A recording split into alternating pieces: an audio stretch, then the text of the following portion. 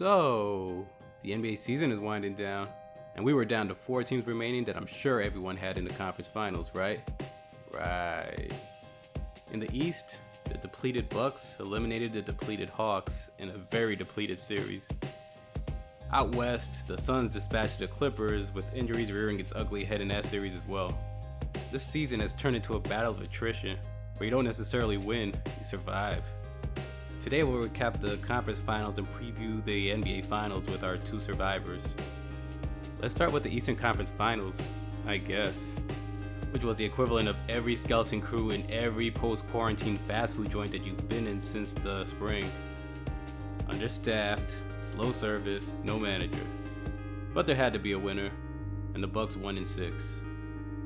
Giannis Antetokounmpo, whose name I'll never not struggle to pronounce, averaged 27 and 10 while tossing in 6 dimes when he was there. Trae Young, when he was there, averaged 28 and had 7 assists. You rarely see a third battle it out with a fourth in the conference finals. We should have known, as this was an atypical year.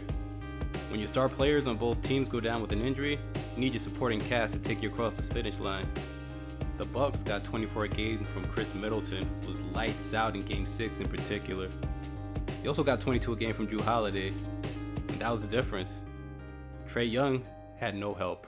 Nada. Zip. Zilch. Zero. The Hawks went as far as they possibly could this year, and they deserve their props, and a star was born.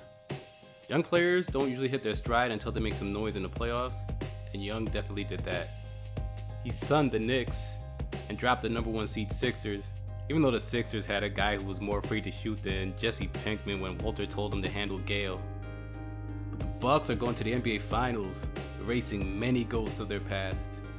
The Suns were able to knock off a gutsy Clippers team in 6 games. Never thought I'd say Clippers and gutsy in the same sentence, but here we are. Devin Booker lit it up for 26 a game, and the Suns got 24 from Chris Paul, who was an absolute beast in Game 6, carrying the Suns to that win. Say what you want about Pandemic P, but he was playoff P in this series, or at least he tried to be. The team was very quiet, with Leonard injured. Paul George put the team on his back and averaged 29 a game in this series. They got 20 a game from Reggie Jackson, and honestly it might have been a different series if they didn't lose Game 2 by a game-winning alley. A dunk. A freaking dunk. The Suns are the deepest team in the league, and in the playoffs that's seen a metric ton of injuries, their depth shows. I had Phoenix going to the finals, but if and only if they got by the Lakers in the first round, which they did. It's hard to go against a LeBron-led team, so that had to be the big qualifier. So let's talk finals. That finals that you had expertly predicted. Personally, I love the just fresh faces in the finals. No matter who wins, this is going to be a brand new team, and it's going to be a non-super team in this era of super teams. Now, I don't know about you, but I usually get rather annoyed and bored when it's the same teams and the same players playing for and winning championships. See my Tom Brady rant.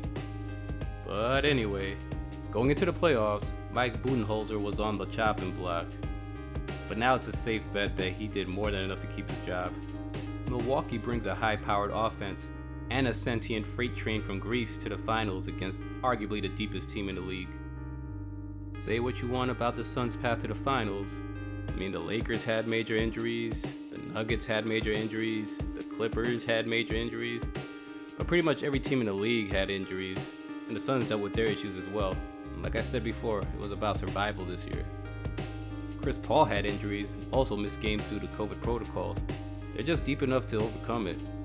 They're a difficult team to keep up with, as they can maintain a high level for all 48 minutes, and that depth, again, shows. That depth will be the difference in the series. Milwaukee will bring their best, but in the end the Suns will win the series 4 games to 2, and bring a title to Phoenix on the strength of their depth and the Booker CP3 combo. And of course, if I'm wrong, I'll own it. Thanks so much for tuning in. Don't forget to like, share, and subscribe. I'll recap the series and discuss the finals further as it progresses. Follow my Instagram and Twitter, where I may or may not rant about these finals. I probably will though. Till next time, you're dismissed. Peace.